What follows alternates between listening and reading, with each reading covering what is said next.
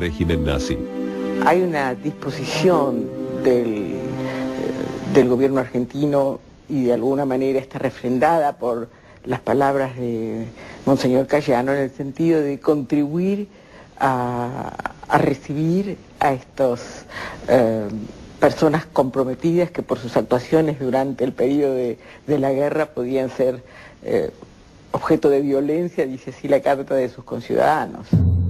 Si bien la Argentina había firmado un compromiso internacional de no admitir a criminales de guerra, los mecanismos para violar el convenio se habían puesto en marcha.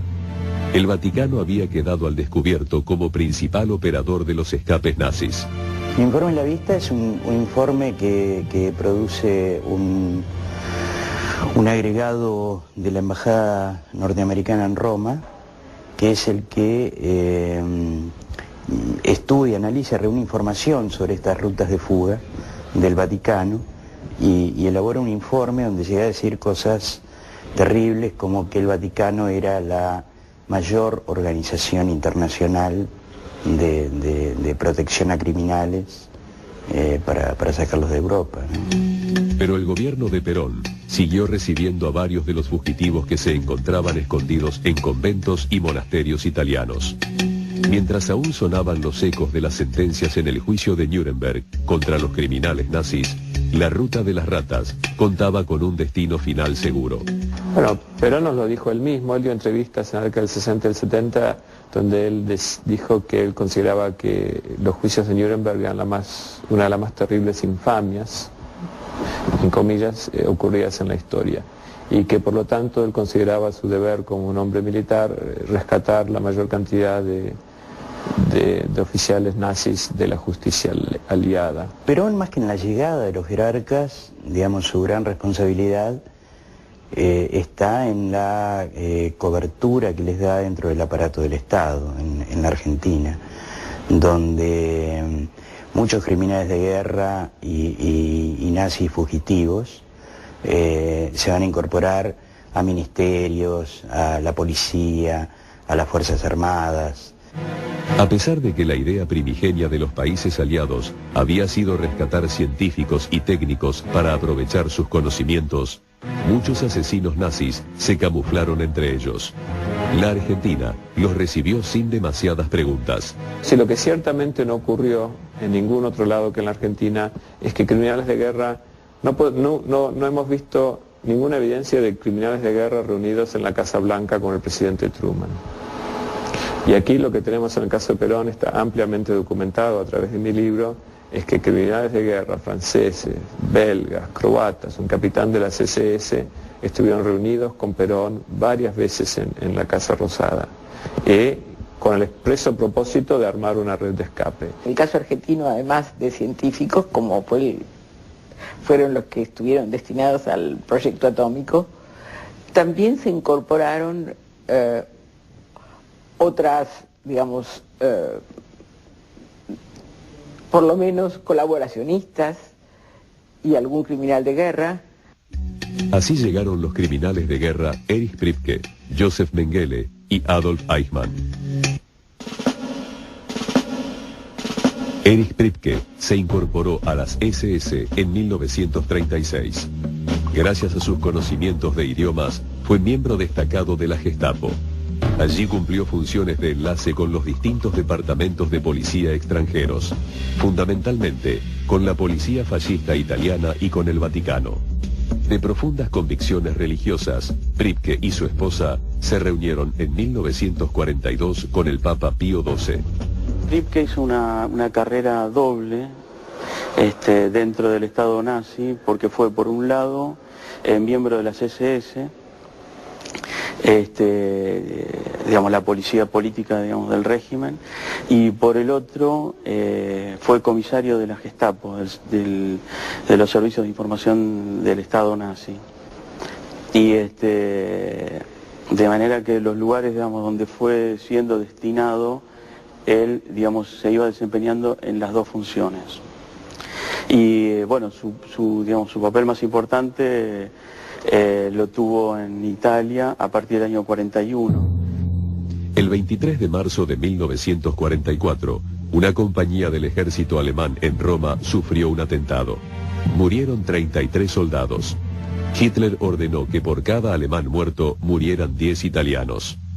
Erich Priebke rastreó condenados a muerte.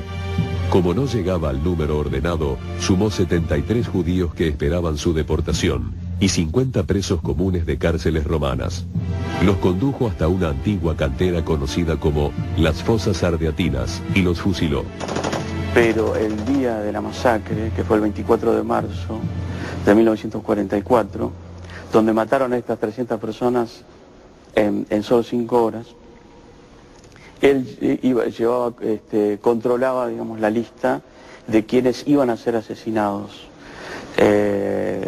Los prisioneros que venían de distintas cárceles de Roma paraban, digamos, frente a Priebke. Priebke les hacía decir su nombre en voz alta.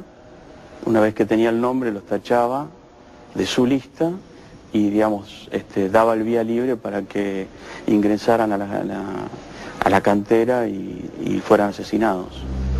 Cuando finalizó la guerra, Erich Priebke se escondió en Italia, pero ante la condena de su jefe en las SS, un padre franciscano le sugirió refugiarse en la Argentina. El 26 de julio de 1948, el Vaticano le expidió un documento falso a nombre de Otto Pape. La Cruz Roja le otorgó el pasaporte. La familia Priebke se embarcó el 23 de octubre en el puerto de Génova con destino a Buenos Aires. Él, digamos, cuando llega recibe ayuda de contactos que él ya tenía, porque no estuvo ni un día en un hotel acá en la zona de Retiro, en Buenos Aires, y inmediatamente consiguió una casa en el Gran Buenos Aires y poco tiempo después ya estaba trabajando también en la zona de Retiro. Y se queda en Buenos Aires unos 5 o 6 años, pero en algunos veranos empieza a ir hasta Bariloche, invitado a Bariloche para ir a trabajar allá en gastronomía y en hotelería, y se va finalmente en 1954, se muda ya con toda la familia a Bariloche. Bariloche, en ese entonces un tranquilo pueblo rodeado de montañas en la provincia de Río Negro, se había convertido en el sitio ideal para varios fugitivos nazis.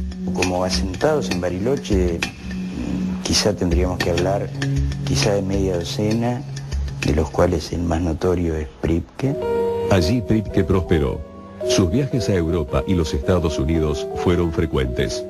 La renovación de su pasaporte en la embajada alemana en Buenos Aires también. El 6 de octubre de 1949 dejó atrás el nombre de Otto Pape y recuperó su verdadera identidad. En Bariloche se lo consideraba un ciudadano modelo. Lo llamaban Don Erico. Fue presidente de la Asociación Cultural Germano-Argentina y director de una escuela. Bueno, en realidad, digamos, no ocurrió gran cosa, digamos, cuando lo identifican. Justamente, digamos, yo creo que es por ese trabajo, digamos, cultural y político que han hecho los alemanes en Bariloche, es que no hay casi reacción. A raíz, digamos, de la desinformación, supongo yo que había, de qué es lo que significaba que haya llegado la justicia, aunque sea 40 o 50 años después, a localizar a uno de los autores de una masacre, nada menos que en el seno de la comunidad.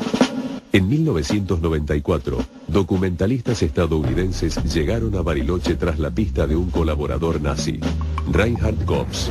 No hago nada, no contesto. Yo les digo, cuando todo está terminado, puede hablarle.